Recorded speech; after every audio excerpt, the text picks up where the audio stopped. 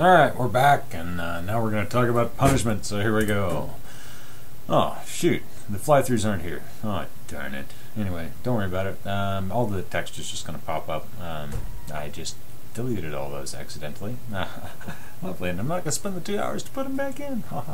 No worries. Alright, here we go. So let's look at punishment. First off, you have to look at the behavior, okay, as always. So the definition of punishment is the contingent application or removal of a stimulus that results in the probability of that response decreasing in the future, right? So again, this is not the opposite of reinforcement, but it's darn close. And the reason it's not the opposite we'll get into in a little bit, and it's because of the effect, but the definition is pretty much the opposite. So the idea is we're going to add or remove a stimulus, but the behavior has to occur first. There's the contingent part. And that stimulus is going to reduce the behavior, right? Or decrease the probability of that response. So, as you might expect, we have two types of punishment, both positive and negative. So let's look at positive. Right off the bat, don't forget, positive does not mean good or bad. It doesn't mean good. There's no moral value associated with the word punishment. That can be something or associated with the word positive when we're thinking about positive punishment or negative punishment. No moral value associated there. So don't get confused with that. A lot of people do. They always think, oh, well, there's no such thing as positive punishment because punishment is always bad, right? No, stop. Don't think that because that's wrong. That's inaccurate. Positive punishment means the stimulus was added, right? So spanking is an example of a positive punisher. So ask yourself, what's being added with the spanking? Well, that, right? So the spank itself is what's being added. The pain, the stimulus, the nociception, the feeling of being spanked is what's being added. It's not negative. Just because somebody doesn't like it doesn't mean that it's a negative punisher or whatever. It's irrelevant. If the thing was added, then it is and it reduces behavior, then it is a punisher. Now, some people want to start jumping immediately on the bandwagon about whether or not you should spank and those types of things. That's a moral question and separate from a behavioral one. From a behavioral perspective, spanking works fine. Okay, that's all there is to it. There's nothing wrong with it. But as you'll see with other punishment, with punishment in general, there's problems with punishment, and then some people worry about whether or not it's culturally appropriate. That's fine. That's a separate issue than what we're talking about here. So, no, we're not going to talk anymore about spanking. No being a type of punisher as well. So you can yell at somebody, yell at a kid, and say, no! Right? And that should be a punisher as well. Of course, they have to have already learned what the word no means, which means it's probably a conditioned punisher and not an unconditioned one. Shaking the finger, you get the idea. I shake my finger at my puppy, she stops doing whatever it is she's doing. She's like, oh no, dad's mad at me again, right? You get the idea. So shaking the finger, same sort of thing. Those are all positive punishers. Spanking, no. Shaking the finger, heck, adding an electric shock, following an inappropriate behavior is a positive punisher. And there's an unlimited number of these things that would be positive punishers, but those are common ones that we typically see. And there's a bunch of others which we'll get into. There's different types. Exercise can be a punisher and blah blah blah. Anyway, let's move on. Negative punishment, same thing as negative reinforcement. A reduction in behavior through the loss of a stimulus. All right, the stimulus must already be present. So whatever it is that's going to be removed must already be in existence in order for it to be negative punishment. So if you have money and I take it away, that's negative punishment. If you have freedoms and I take them away, that's a negative punishment. Right? So you have to have you already have to have that stimulus. It can't be something that you don't have and then losing it. That doesn't work. Right? It becomes some other type of behavioral control procedure, which we'll talk about later. So again, no moral value. So the reduction in behavior by the removing of a stimulus. So fines, getting pulled over in traffic. It's getting a ticket is not a positive punisher because the ticket itself doesn't do a damn thing. It's the loss of money that's associated with the ticket that is the controlling factor, right? So getting a ticket is actually a negative punisher, assuming you pay it. You don't always have to pay your tickets, and that causes another amount of problems, but we'll deal with that later. So in the picture, of course, lost the access to drive, All right, so a loss of the access to drive. So you get one of those boots on your car, you're not going anywhere, so you're not going to have the ability to drive. So you had the ability, now we've lost it, it's a negative punisher. Again, no moral value here. Right. The first problem with punishment, it leads to avoidance. Okay? So the moment you punish somebody, then what's going to happen is there's going to be a behavior, there's going to be a sort of a reaction to that, and it's very often that another behavior is going to pop up in place in order to avoid the punisher. Right? Once you avoid the punisher, though, once you avoid that stimulus that was a positive punisher, you're in a scenario of negative reinforcement. Right? So whatever behavior pops up in place of the of the behavior that you're trying to punish, you better hope, or you have better set up a situation where that's the behavior you actually want. Because a lot of times the behaviors that pop up are just other inappropriate behaviors, and the person is doing them to avoid punishment. And a classic example of that is lying, right? Telling the truth will often result in you getting punished. Lying might pop up and prevent you from getting caught. So in that case, you avoided something. You avoided the whatever stimulus it was that was going to be punishing. So that's a negatively reinforcing situation. So lies pretty much automatically create a negatively reinforcing situation if they're successful. If they're not successful, then obviously you're still going to get punished. But or if you're caught, then you're going to get punished. But as we know, through intermittent reinforcement, things like that, that's not likely going to be the result. Even if you got caught once in a while for lying, that's not going to stop your lying. In fact, it'll probably strengthen it, because sometimes it works, sometimes it doesn't, you know, that type of thing. And when you get into that scenario, as we've talked about before, the reinforcers are always going to win. So when you get into that scenario where you're sometimes punishing and sometimes not, that becomes a real big problem. We're going to deal with it in a little bit. So anyway, punishment produces avoidance behavior. Obviously, the behavior that's being punished is going away. Right? So that one behavior is going away, but another one's going to pop up in its place. The question is, was that new behavior appropriate or not? Oftentimes it will just do something to avoid the punishment. Right? And once it does, then anytime you see that word avoidance, that new behavior is now maintained through negative reinforcement. Just like reinforcement, just like reinforcement, we have discrimination procedures going on in punishment. So remember, the three-term contingency works with punishment as well. So we learn to discriminate when a punisher is going to happen. In the presence of a teacher, right? So that teacher is an SD for punishment, right? In the presence of a teacher, a kid might get in trouble for swearing. Maybe they have to stand up in front of the classroom and write their "I will not swear" 100 times on the chalkboard, right? That's a positive punisher. So the kid will learn that in the presence of one teacher, then the swearing is not acceptable. But in the presence of someone else, right, or without that teacher present, then the punishment is not likely. So it's going to, the punishment will still continue. The point is that you can't guarantee generalization. Just because you're punishing somebody or a kid or whatever for swearing in a particular context doesn't mean it's going to go across the board, right? Sure, punish them at home for swearing all you want. Don't expect them not to swear at school. Don't expect them not to swear in the presence of other people that aren't those discriminative stimuli for punishers. That's just the nature of it. We learn based on context and then the consequences that happen within that context. And just like reinforcement, you learn what's going to be punished in what scenario. So you say, "Oh, I'm not going to do that here. This guy's an asshole. He's going to really come after me." You know, that type of thing. But my gosh, I can sure get away with it with so-and-so. So without that particular discriminative stimulus present for punishment, then no punishment is likely. In other words, the behavior is going to just kind of continue. So discrimination training plays a powerful role with both reinforcement and punishment. What does punishment look like? How does it happen? All right, and what are some of the effects and the lasting effects specifically? So first off, punishment does not get rid of behavior permanently. It's not extinction. Punishment is best thought of as suppression. It's best thought of as something that when you put the punishment contingency in place, the behavior will be suppressed. But when you remove that punishment contingency, the behavior will likely come back. The same problem behavior that you were just punishing. Right?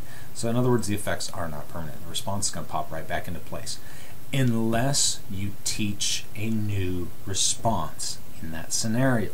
Remember, discriminative stimuli work for reinforcers and for punishers. So if you have become a discriminative stimulus for a punisher, also turn yourself into a discriminative stimulus for an appropriate behavior. In other words, an SD for reinforcement. So there's no reason why a kid could learn that teacher X is going to punish swearing, but teacher X will also reinforce something else. Now, that may not be relevant for teacher Y, but they'll learn it for that one person, or that one scenario. There is some evidence, and it's very limited, there is some evidence that says punishment can be permanent. Typically speaking, this is only going to happen when the punishment is severe.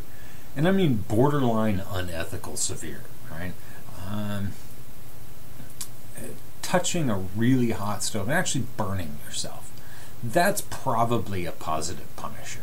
Now, that's a natural sort of punisher. It's not contrived, so it's the natural environment controlling things, which is what we always want, of course. But the point being that I can't implement something like that in a behavioral training setting, no matter how much I'd like to. I'll hook them up to 400 volts, right, and just shock the crap out of them. But that we can't do that. Okay, that's unethical. It's illegal.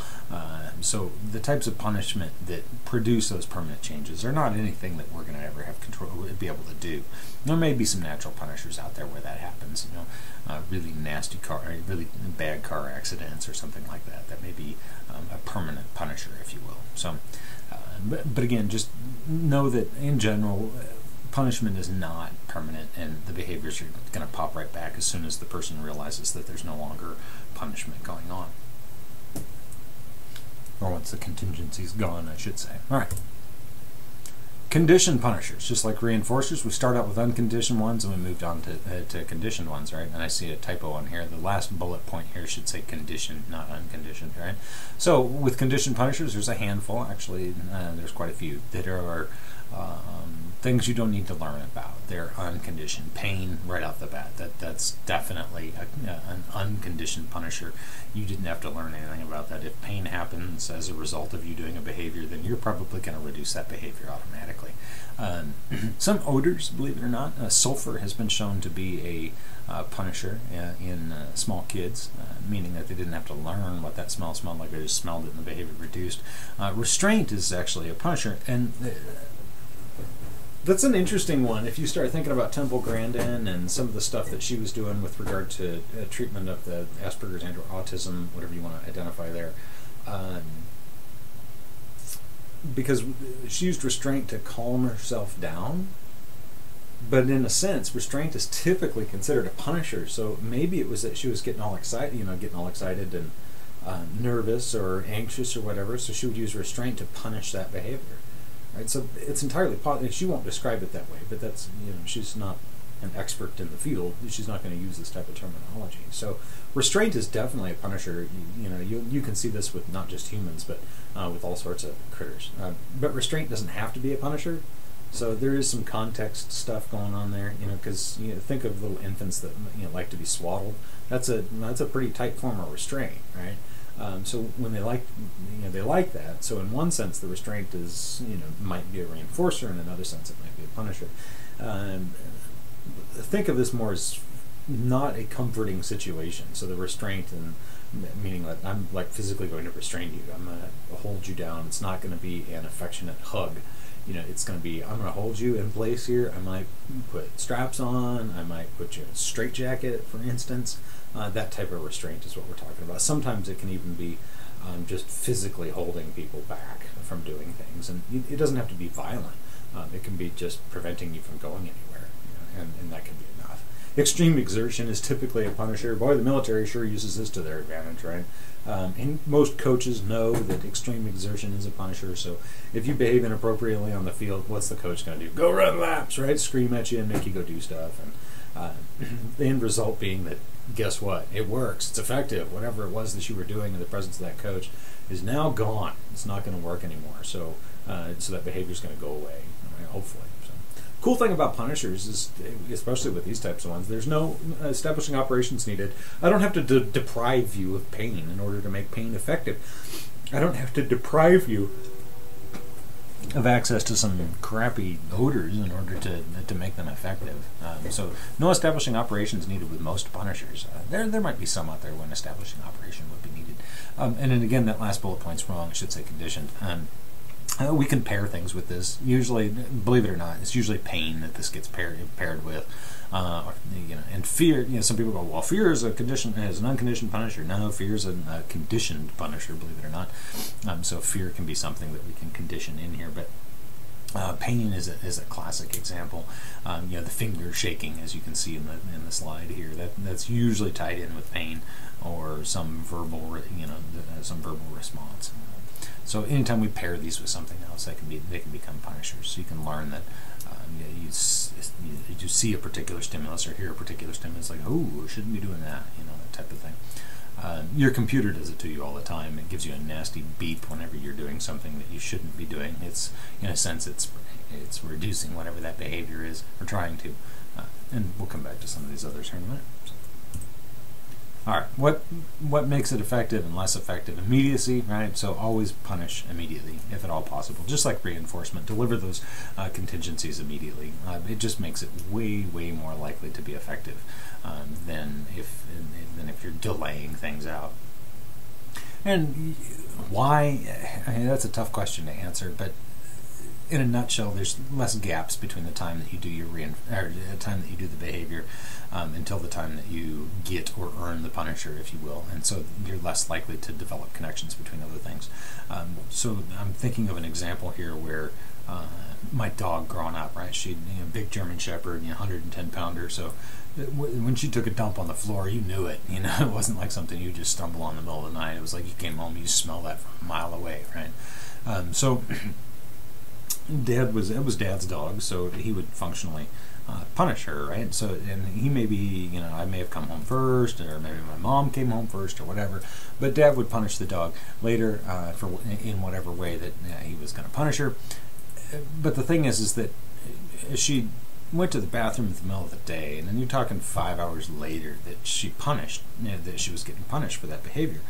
Well, think about what was going on from the dog's perspective. Dad comes home, Ink runs to the door to say hi, and guess what? She's getting in trouble. So she's not getting punished for pooping. She's getting punished for saying hi and coming to the door. Right? Now, granted, some other things are going on there, and she's actually getting, so it's basically on an intermittent reinforcement schedule, so the behavior of saying hi when you come home is going to be pretty strong. It's not going to go away just because she was punished once in a while for basically going into the door. But it takes a lot longer to develop that connection between the behavior and the punisher if it's not immediate. Intensity, this is a bit weird, so bear with me as we talk about this because it's a little bit counterintuitive. Ultimately speaking, we need to punish with a relatively high intensity, right? Meaning you have to deliver a strong punisher. It's more effective to deliver a strong punisher at the beginning than it is to start with a soft or a gentle punisher. Why? Because of habituation. If I start with a soft punisher, a gentle punisher, no, don't do that, as an example, right? Then you still continue to do that. So I go up with chain. No, I said don't do that. And you go up with chain. No, don't do that. So all this time the punishers aren't working. So what's going to happen is I'm going to have to ramp it up, right? But if I start at that 3/4 level, so to speak, instead of, think of 100% as being too much, being to the point of abuse, right? So if I start at that 75% level, right, rather than starting at the 20% level, so when I start at 75%, hey, don't do that. I can get that behavior, wham, get it under control right now. Whereas if I would have started lower, right, then I would have, in order to get the behavior under control, I would have had to ramp it up past that 75% point. So you usually want to start more intense than what you think you probably should. And then if you need to, go ahead and back off. But generally speaking, you won't need to because it will be effective, right? And the other side of this coin is that we talk about, use the least restrictive method possible and all these other ethical standards that come into play here. And it becomes a challenge to decide the intensity of a punisher to use. There's some guidelines for timeout. We're going to talk about timeout in a little bit. But in a nutshell, if you're using physical punishers or noise punishers or odor punishers, those types of things, and like exercise, then punish with a higher level of intensity than what you probably think you need. Because if you don't do that, then you're going to end up having to ramp it up to a level that's higher than what you originally what you could have chosen at the beginning to be effective. So because of that habituation process, you can end up really getting into a scenario where you're physically hurting someone if you start at that really low level and just slowly kind of fade it up. The schedule is also important, and in other words, how often do you punish, and do you punish every time you catch a behavior? And the answer is yes. Every time you catch it, punish, and we'll look at that on the next page here, on the next set of slides here. We're talking about schedules of punishment. But ultimately speaking, this is because if you don't, it becomes a negative or an intermittent reinforcement thing. So let's just go ahead and jump to the next slide because it's easier to talk about here. All right, so schedules of punishment. The continuous punishment is by far the most effective. There's no question about it. Why? Think about the alternative. If it's not continuous punishment, then what is it? It's intermittent punishment? Sure. Okay, fine, fair enough. Intermittent punishment. What does that also mean? Think about it. That means that sometimes the behavior is being punished. What's happening at the other times that the behavior is going on? It's being reinforced, right? So now what you're really saying is that an intermittent punishment schedule isn't intermittent punishment by itself. It's also intermittent reinforcement. And remember, when we get two competing contingencies, reinforcers are going to win. So what do you think is going to happen to that behavior if you put it on an intermittent schedule of punishment? In other words, I punish it today, behavior happens a couple more times, I don't punish it. Behavior happens next week, I go ahead and punish it again. Behavior happens a few more times, I don't punish. Behavior happens again, punish. You get the idea, right? So every now and again you're going to get punished for a particular behavior. The person or the organism or whatever isn't learning that that behavior isn't acceptable. They're learning that sometimes they're going to earn reinforcers for it. And remember, when we know about what we know about intermittent reinforcement, if you put reinforcement on a continuous schedule, right, then the moment you withhold reinforcers, that behavior starts to go away. That's extinction. But if you want the behavior to be resistant to extinction, then you put it on an intermittent reinforcement schedule. You don't reinforce every time, and you start to thin that out, right? So now it's really resistant to extinction. Okay. So let's put that in context of punishment. If I'm now punishing every now and again, in other words on an intermittent schedule, functionally what I'm doing is creating a behavior that is resistant to change. I'm not effectively punishing. I am actually strengthening the behavior by punishing every now and again. So if you want the behavior to go away, you punish. And you want it under suppression, you want to get it to go away for, like right now, punish. But punish every single time. Now, there are a couple of articles that have stated that you can thin punishment from a continuous schedule, but you have to start out as a continuous schedule, and I'm still in a little bit of shock that these things got published. I'm just not sold. Part of the reason is that if punishment is effective, the behavior is not going to be there to do a thinning. It doesn't make sense. Something's wrong with the article. Maybe it's my understanding of it, or these articles. Maybe it's my understanding of it, but the rule of thumb is pretty clear. Don't punish in an intermittent setting. Punish continuously. You shouldn't have to do it that much anyway. The idea is that if your behaviors, or if the punisher is effective, then the behavior is going to go away. So you don't have to continue with it. It's not like you have to, constantly be doing spankings for the same thing, or constantly making, your students run for the same, they run at PE or whatever because they all did the same problem. If you keep engaging in the inappropriate behavior and you keep trying to punish it, well, maybe that should be a red flag for you to realize that your punishment isn't a punisher and it's not working. Okay, that's the other thing. We always have to watch behavior, right? If you're trying to punish and the behavior is not going away, it's not a punisher. All right, here we are, competing contingencies. This is probably one of those important lectures across the quarter. At least when I think back to learning about this material, this is the competing contingency stuff really becomes important. If the behavior if there's a behavior going on, I don't care what it is.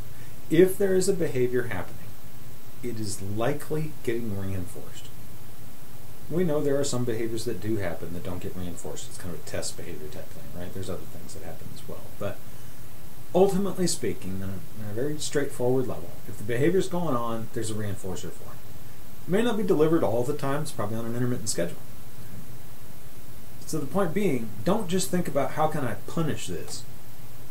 Think about where the reinforcer is. What is maintaining this behavior? Then once you figure out what's maintaining the behavior, extinguish it. Get rid of that behavior. You can punish at the same time that you're putting an extinction procedure in place. Nobody said you couldn't. Because remember, don't forget, with that extinction, you're going to get an extinction burst. The extinction burst starts to happen, go ahead and punish. Same time. So you can combine those two and really suppress behavior, but make sure that you've identified the reinforcer, because if you haven't, the reinforcement's going to win. It's going to come. That behavior is going to come back, and no matter how much you punish, you're never going to get rid of that behavior. It's just the nature of reinforcement, really. It's the nature of those intermittent schedules that produce that resistance to extinction, resistance to change, behavioral momentum, as we say. So, rule of thumb, reinforcers are always going to win. That's definitely going to be the case for the most part. All right? So, what can we do? How do we work with this? If we know that reinforcers are going to win out, and we've got a competing contingency where one behavior is being reinforced, and or punished at the same time, well, what's going to win? Well, what do we do? Well, right off the bat, think of a DRA, differential reinforcement of alternative behavior. Leave the reinforcer in place, but change the requirement to get it. No longer will the unacceptable behavior give you a reinforcer, but something else will. Right? So differential reinforcement. So differentially reinforce an alternative behavior. So you require that the person or whatever do something else in order to get your attention, rather than the inappropriate behavior. But give them a chance to earn the attention. One of the themes of this lecture should be never punish without strengthening a behavior as well. Never punish without reinforcing. You always better be building up the appropriate response. Another point to make here, reinforcement step is also going to win, especially in situations where there are few sources of reinforcement. If somebody's undergoing or they're living in a setting where they don't get many reinforcers, they're just kind of cruising through life, there's not a lot of stuff going on, and they're not rich in reinforcement, then behavior is going to be really sensitive to reinforcement. Think motivating operations, right? So if I'm not getting many reinforcers in general, my behavior is going to be really sensitive to any reinforcer. So even inappropriate behavior could likely be caught really quickly, so to speak, by those reinforcers, trapped by them, and then you're off and running. You got an inappropriate behavior, now you're trying to punish it, and you can't get rid of it because there's so few sources of reinforcement in this person's life that they're typically that the reinforcers are just hanging on and they're keeping that behavior present. Right? So if there's few sources of reinforcement in the environment, make sure you don't just punish, but then you take that source of reinforcement and apply it to a different behavior, a behavior that's acceptable. All right, some of you, I'm sure, have been dying to find out what the problems of punishment are. Well, there's a couple of them. All right? And this is independent of any sort of ethical ones. Right? These are just empirically based problems. Right off the bat, self-reinforcing. Think about why. Let you think about it. If I punished you for engaging in an inappropriate behavior, let's say you're talking out of turn in class. So you're up in my class and you're talking out of turn, and I reach over and I slap your knuckles with a ruler, and your behavior goes away. Think about it from my perspective, not your perspective. Think about it from mine now. You were a stimulus in my environment that was causing difficulty. You're making noise, you're doing whatever, so I walk over and I go slap you with my ruler. That inappropriate behavior then goes away because my punisher was successful. It reduced your behavior. But from my perspective, what happens is that the behavior of me using punishment was just negatively reinforced because the inappropriate behavior went away. So it's a self-reinforcing. It creates a cycle. If you effectively use punishment, it's negatively reinforced for the person using the punisher. Right? So if I'm delivering the punishers and I'm effective with it, chances are it's negatively reinforcing for me, which means that I will, guess what, use punishment in the future. That's not what we want, right? Punishment should be thought of as a very effective temporary procedure that is not your go-to procedure. It's not the primary choice you want to be making. You want to go with other options typically. Right? You want to reinforce a behavior. Feel free to punish one, but again, reinforce one. You build one back up. Okay? Other problems: aggressive reactions. I don't know. I was going to say shit rolls downhill, and that's an example of one. Think about it in a business setting. The regional manager comes and complains to the store manager. The store manager complains to the assistant manager. The assistant manager complains to the next person. Next person, takes it to the newest employee, and so on and so forth. Right? You're going to get aggressive reactions when you punish. It's normal. It's expected. Okay. Does everybody do it every time? No, but it's something you have to be ready for. And this, we're going to come back to modeling here as well, because part of the issue with punishment is that these aggressive reactions, in a sense, are modeled. So you, as the punisher, are probably doing something that's could be construed as aggressive in order to deliver the punisher.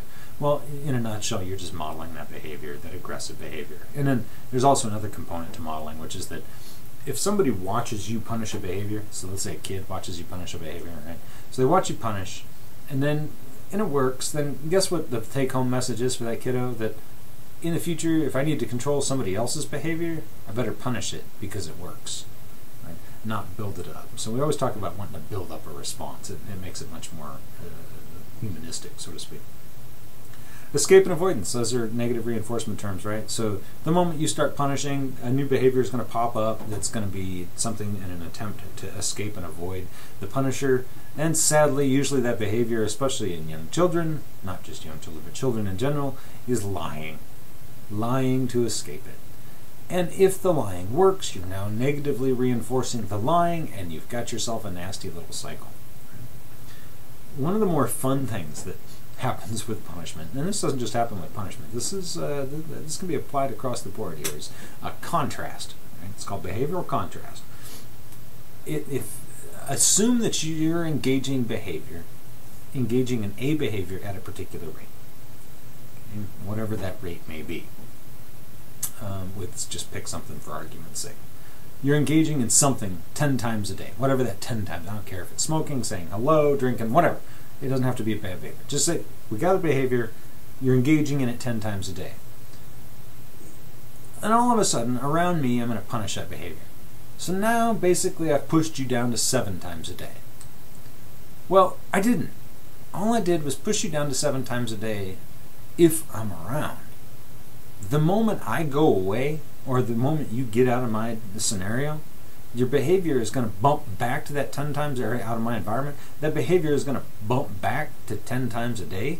In other words, you're going to increase that inappropriate behavior in a different setting. It's behavioral contrast. I may be able to get you to stop stealing the cookie jar from the cookie jar at home, but you're more likely to steal from grandma's cookie jar now because you were stealing from the cookie jar X numbers of times. So it's like, okay, well, that's not going to work for me here, but it sure has worked for me in these other places, so I'll keep doing it. Why? Go back to what we talked about with reinforcement. Behavior likes to have a moment, it likes to stay at a particular rate. Right? It's easy to change a behavior, but behavior, if left alone, will basically be static. Right? If you don't mess with it, or if the environment doesn't mess with it. So what tends to happen then is that you've got this inappropriate behavior that's happening at a particular rate, you punish it in one context, it's going to ramp up in another context to earn the same numbers of reinforcers that the person has always earned, engaging in the same behavior. So don't forget about contrast. It can be a serious challenge to deal with, and it can actually cause problems. Think about the kid that's behaving inappropriately at school, and then the teacher comes down on him like a ton of bricks and punishes him for whatever that inappropriate behavior is. Watch out, you may have just increased that inappropriate behavior at home. So those are some of the issues with punishment in general. So how do we apply this stuff? There's a couple of different ones that we can use in applied settings. Response blocking. The best example I have for this, well, I got a couple, but probably the most obvious one is cats. All right.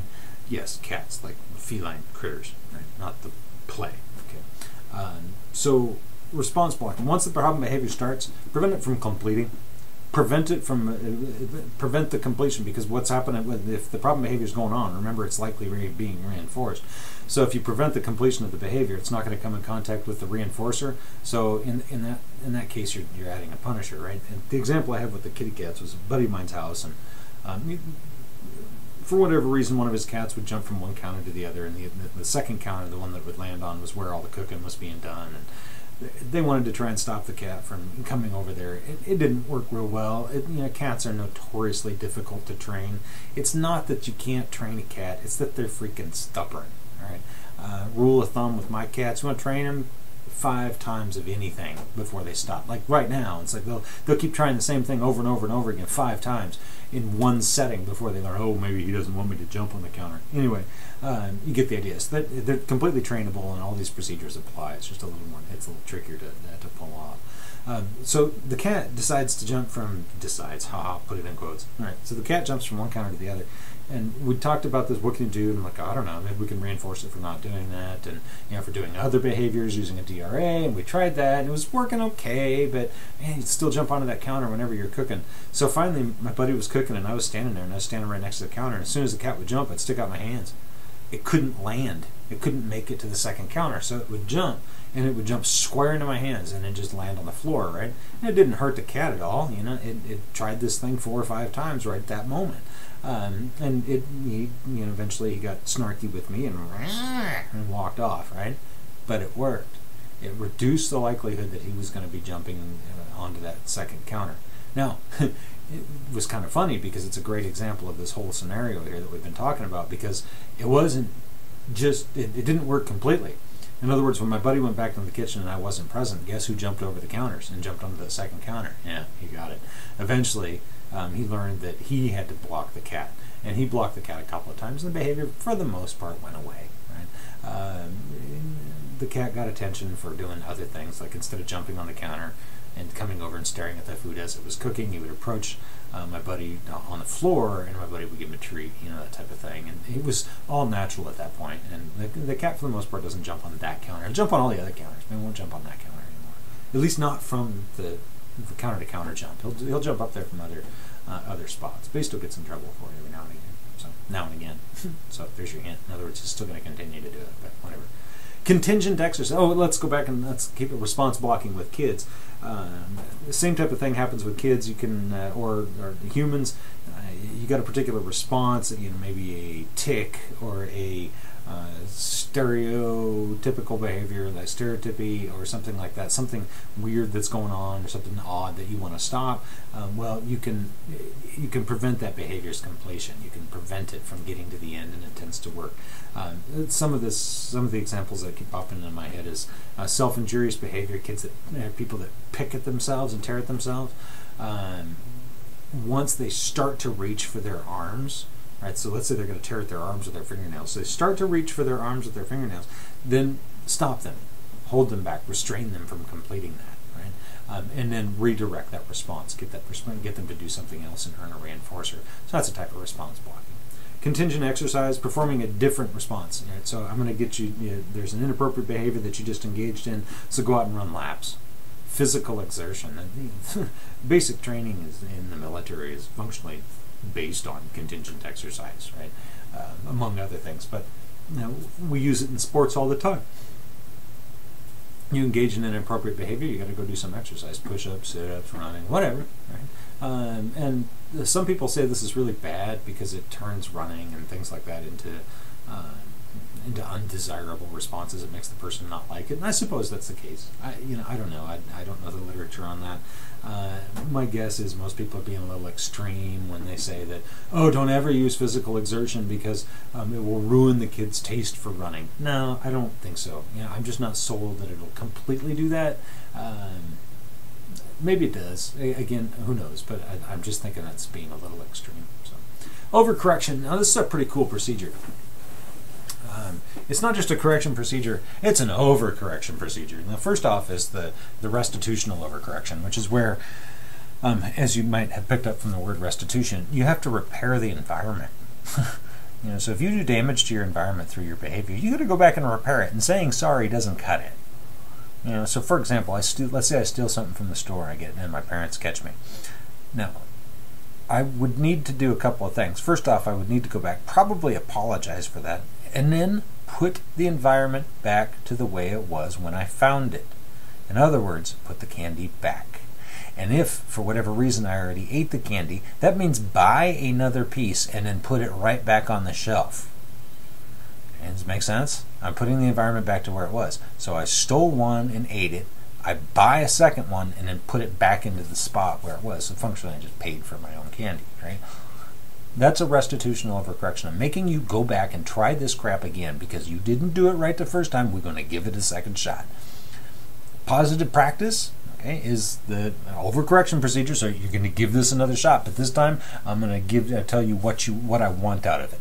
I want you to engage in this particular behavior, and if you do, you're going to earn a reinforcer. So, man, you get in trouble for the inappropriate behavior. Now, back up. Let's try this again, and then go through that whole scenario.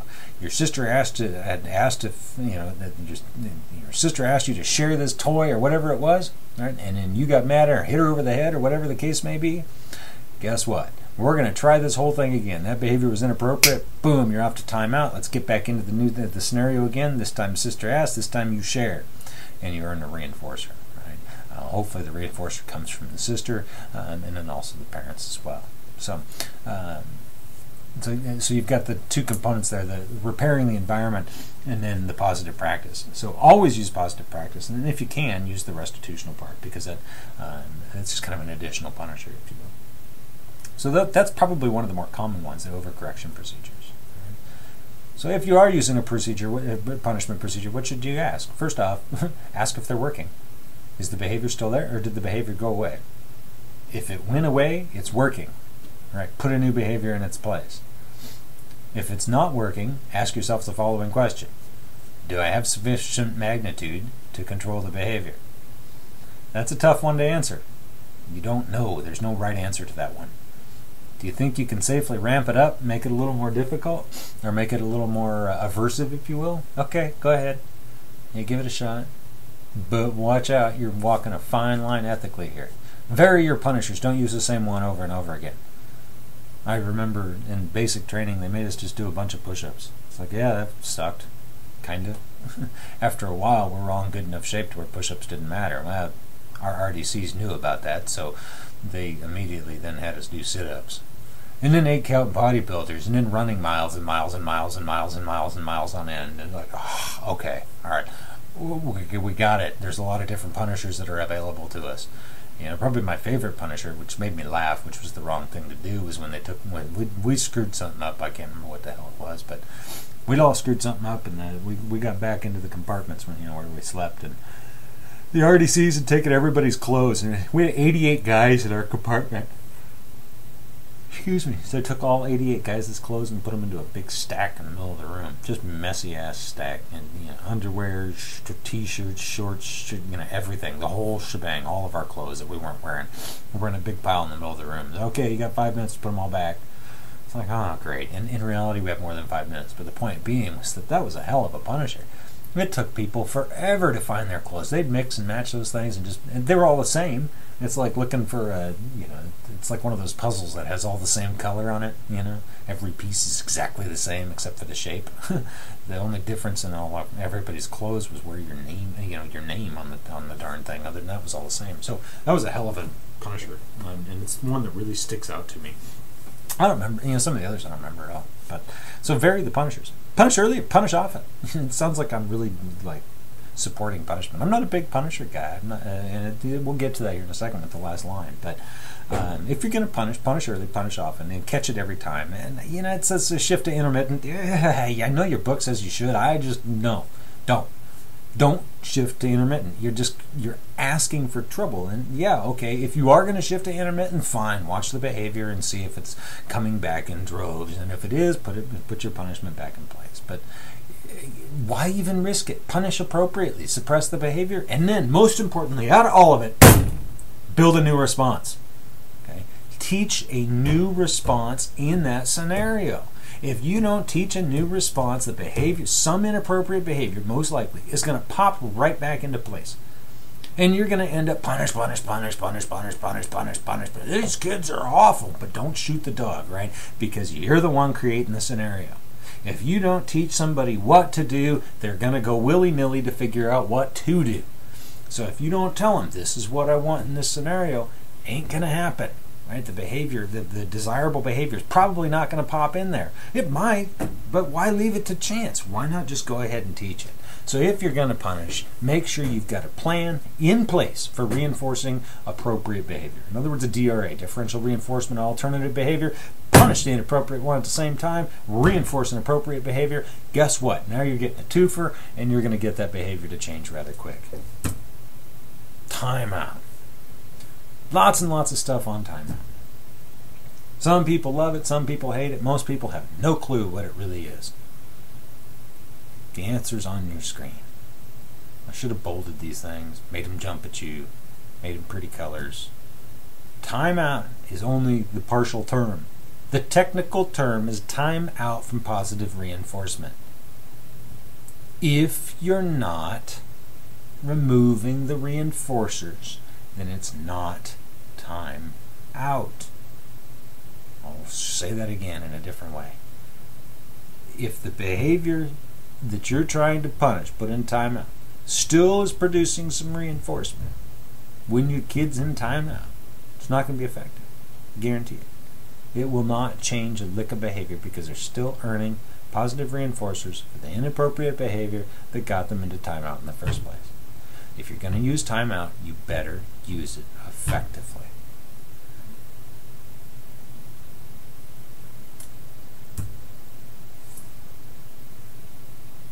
Non-exclusion. You got the kid in the classroom. You don't want to put them into a secluded environment for their timeouts. Right? You can use non-exclusionary timeout. It's not often the best choice because it's too hard to remove the positive reinforcers from the environment. You're just basically telling the kid, stop, or I'm not going to talk to you for a few minutes, or whatever the case may be, or you're in timeout.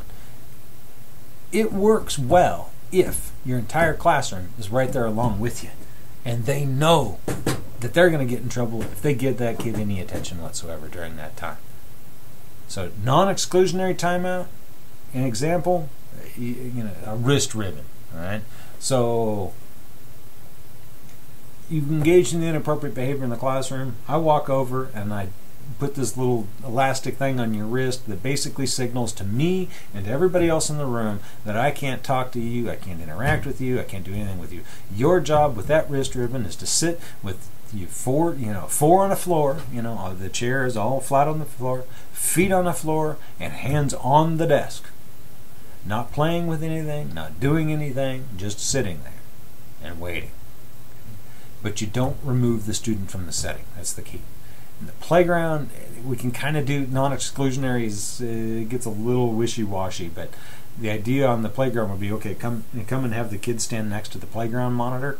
You're not really removing them from the situation, but you're removing their access to reinforcement. They're not able to play. So on the playground, non-exclusionary probably works a little better than non-exclusionary in the classroom.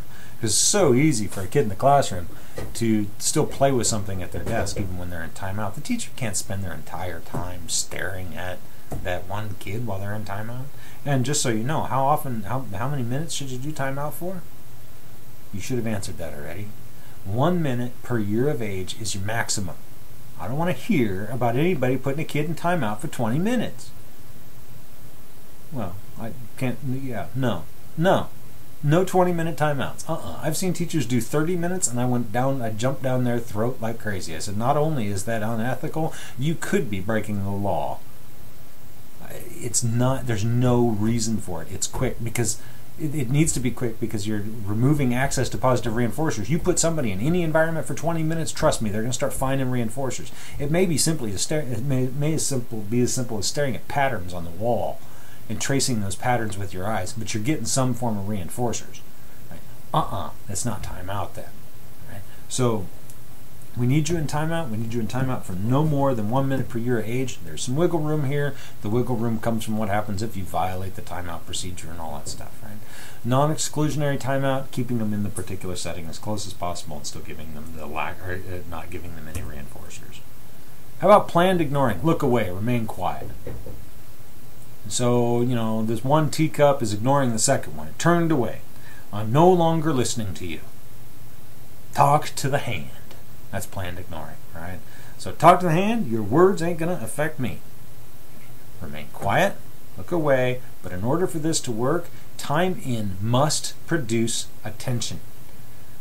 In other words, when you come out of that timeout, you better have that kid do a correction procedure and load them up with the reinforcers, load them up with attention, and don't forget that you better be given attention throughout the day too. If you're doing that, then planned ignoring will work. There are a lot of scenarios where planned ignoring isn't going to work. Kid A punches Kid B. Teacher ignores him. That's a bad use of these principles. It's completely ineffective. Right? Why? Because the punching Kid B had nothing to do with attention, most likely. It could have, but in my example, in my head, it's not, right? So it's like, well, if the teacher had nothing to do with what was maintaining the behavior in the first place, the teacher's attention is irrelevant to the kid that's punching the other one. Right? Or, on the other hand, maybe if the teacher's attention is what's maintaining the behavior, then yeah, okay, fine. Every time the kid gets a little violent, hits somebody, well, the teacher gives them attention. Little Johnny, you shouldn't be doing that, and that's the only source of attention they're getting throughout the day. Well, then maybe planned ignoring will work when they go ahead and punch somebody else. Not that you should do that anyway, but you get the idea. Time in must be producing attention for planned ignoring to work. Oh, I hated this one. My 5th grade teacher called it the monkey chair, Mr. Mortlock. I remember this well. We had desks arranged around the room in a kind of a circle. It was more like 2 lines, less like a circle. And in between that was the monkey chair. If you were behaving inappropriately, guess where you got sent? You were being a monkey, so you got sent to the monkey chair, right? And you had to sit in the monkey chair for 5 minutes quietly while the teacher continued on with the lesson. And his was really straightforward, 5 minutes. We were 5th grade, so he figured 5th grade, 5 minutes. He should have been doing it for 10 or 12, 10 or 11 minutes. But that's all right. As I recall, it was effective. Was it really effective? I don't know, but it seems like it in my head. I don't ever remember. I went to the monkey seat once. Some people only went once. Most people only went once. Some people went twice. So I think generally it was effective, but who knows? There's all sorts of names for it. But that desk sitting up there in the picture, that's the idea. Okay, guess what, little Johnny? I don't accept that sort of behavior. I want you to sit up here and do your work for the rest of the day or for the next 10 minutes. Everybody's going to stare at you. It's going to be that contingent. You're going to be watched. The teacher's going to watch you. You're going to double check your behavior, make sure you're doing the right thing.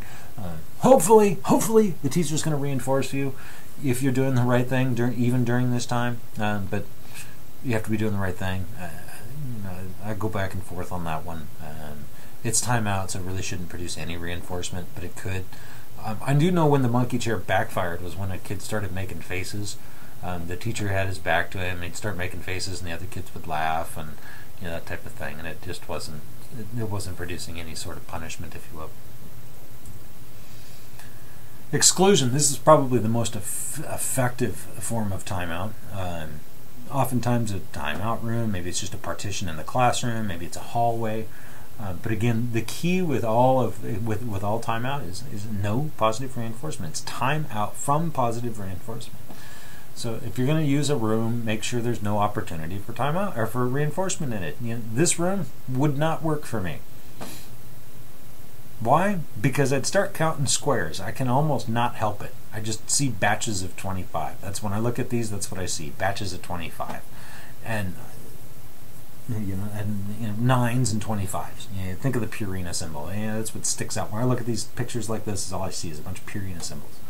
That would probably not be an effective timeout procedure for me, because if you sent me in here and just start counting Purina symbols, I'd count the black ones and I'd count the white ones, and so it's okay. It's going to be fun, in an odd sort of way.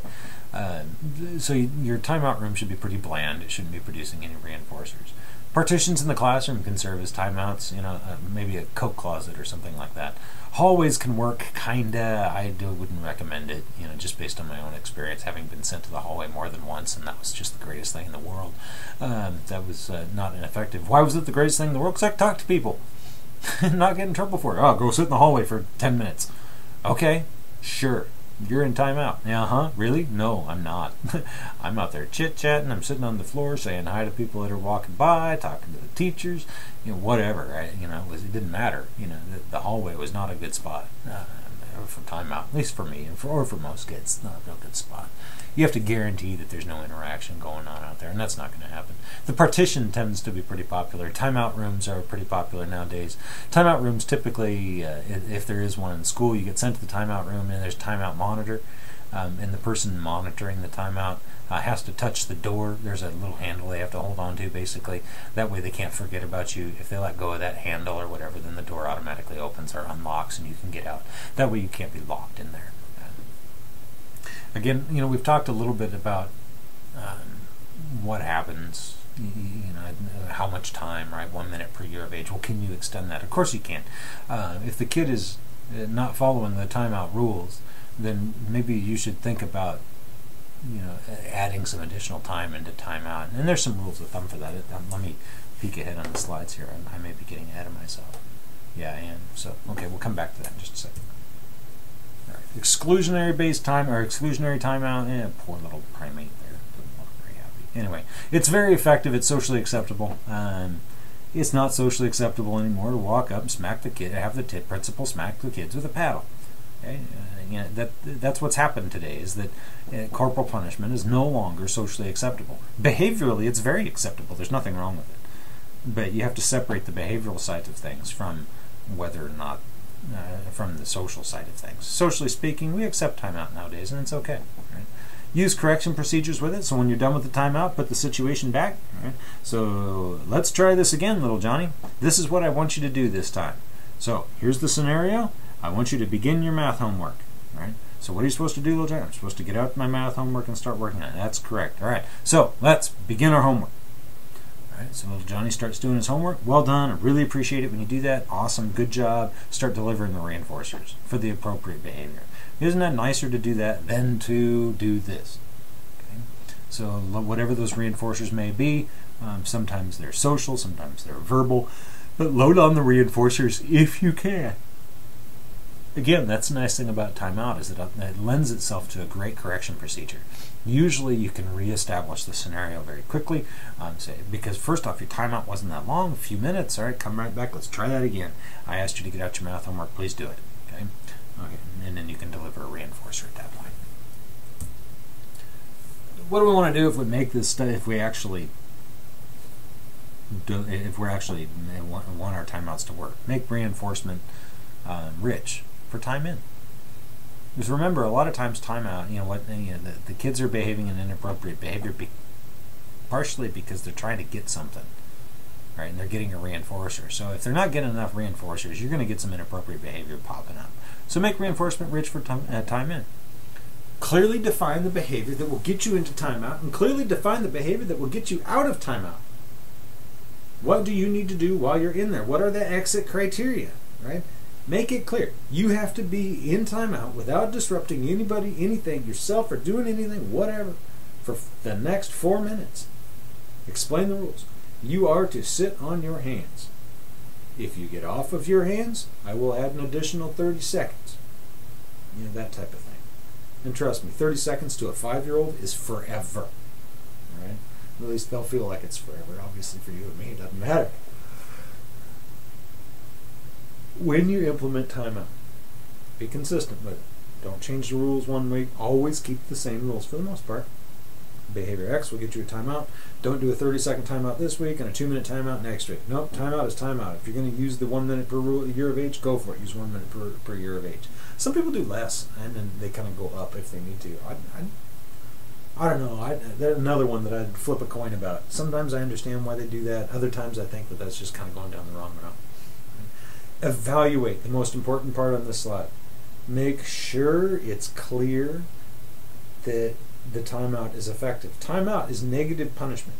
If it is not reducing behavior, it is not effective. Stop using it. Something else is maintaining that behavior. You're not effectively delivering a punisher. If it's not working, then stop. Or change what you're doing. Maybe you're using timeout wrong and there's something reinforcing in that particular environment when you put them into timeout, which happens a lot. Right? Believe it or not, it happens quite a bit. So timeout can be difficult to pull off effectively, but if you do pull it off effectively, chances are it'll work for you if you follow all the procedures that are outlined in your text. Again, the correction stuff, not correction, but if somebody's getting their time extended, you don't want to let them go for the 4 minutes, 53 seconds of a 5-minute timeout. Then they do one thing wrong right at the end. I would not reset the darn thing for another 5 minutes. Why? Because you could perpetually have them timeout for the whole day. You need to do it proportionate. Were they good for 4 minutes? In the last minute that they were out of line, all right, add another minute. Okay, so now they're up to 6 minutes. They're not up to 10. Okay, and so on and so forth. Tell them what they did wrong. It's, okay, you've got another minute because you weren't sitting on your hands. For that last minute, you didn't sit on your hands. Go back and sit on your hands. 1 more minute. Go. That type of thing. Clock starts now. What are other things you can use it? Oftentimes there's a timeout carpet or a rug where you go to sit on the rug. I don't necessarily recommend putting kids into corners and making them stare at the corner of a wall, because I've seen that backfire too many times, where the kids will just trace patterns on the walls and it becomes fun for them, so they're just getting out of stuff. That's the other thing. Timeout, if the behavior that was inappropriate is maintained by escape, timeout just will not work for you. It's going to be a reinforcer. It's not going to be a punisher. So how do you know if the behavior was maintained by escape? Well, after you use timeout, you're pretty sure you followed all the procedures correctly. Did the behavior increase? If so, guess what? It's maintained by escape. The other side of that coin is, did you do an FBA and you found out it was maintained by escape? Then do not use timeout, because it's functionally escape from the task at hand. Remember, if you got a punisher and a reinforcer, reinforcers are going to win. All right, response cost. We've already talked about this. It's negative punishment. It's another type of negative punishment. You're going to lose a specific amount of reinforcement. A fine is a response cost. Right? Great things to use in the classroom. You got the bonus reinforcement. You got bonus minutes for recess, and then as the class behaves inappropriately, you take those bonus minutes away. The response, the inappropriate response, just cost you a minute of recess. There's all sorts of things you can do here. Think about bedtimes. And think about kids delaying their bedtime. Oh, I want to stay up till 8:45. Ooh, I want to stay up till 9. Ooh, and they chit chat. Yep, do all sorts of stuff just to get you distracted. Okay, that's fine. All right, but every time you do that, or every minute that you're late going to bed tonight, you owe me a minute on a weekend. That's a response cost. Right? The response just cost you a minute of extra awake time on a Friday night or a Saturday night. Will it control behavior? Poof. Could. It's definitely a response cost. It's worth a shot, right? It's not going to hurt anybody. If anything, they get to go to bed earlier. It's not going to work for me. You tell me I got to go to bed 15 minutes earlier. All right, thank you very much. Negative reinforcer. Woohoo! Right? But for kids, it might work. It's one of those things. Different strokes for different folks. You never know what's going to be a reinforcer. Right? Other things to make this stuff work. Specify the value. Is the inappropriate behavior where 1 minute of staying awake late is going to get you 1 minute of going to bed early on the weekends, right? And you better have a whole bunch of reinforcers available. You better have a bag full, right? And I don't literally mean an actual bag of reinforcers. I mean you better have quite a few reinforcers on hand that the person can lose, because if there's only 5 reinforcers to lose and they lose them all right away, response cost wasn't that effective. You kind of have to have a pad in there in order for it to work. So, all right, let's see what else. Ethics. Here we go again with ethics. Use the least restrictive option. Don't be putting kids in straitjackets when timeout would work. You get the idea. Don't beat them with a mace when you could have when you could have had them run a lap. I'm being kind of funny. I'm trying to be funny there with the whole mace thing. Of course, you're never going to beat your children with a mace. But the idea being that use the least restrictive option. That may even be law by now, right? If you're going to use punishment. But don't forget that whole intensity thing. Sometimes the least restrictive option is a little more intense than what it could have been, right? Teach new responses. Always, always, always. Punishment doesn't teach a damn thing. It doesn't teach you what to do. It teaches you that this ain't going to work right now. So teach them what is going to work right now. Use effective practices. You guys should bet this has been beat up on you by now, right? So withholding a punisher for a serious behavior may actually be unethical. Sometimes it's unethical not to punish. If the behavior is harmful to that person or others, punish it now. We do not put self-injurious behavior on extinction. We put it on punishment. Because if you put it on extinction, the behavior is going to get worse and the kid might actually hurt themselves. Or like actually tear their eyeballs out. Right? That's not acceptable. Punish it now, and teach a new response. Right? So effective practices. Use those punishers because they are effective if you need to. But watch out. Again, I don't ever recommend using punishment unless you are building a new response along with it.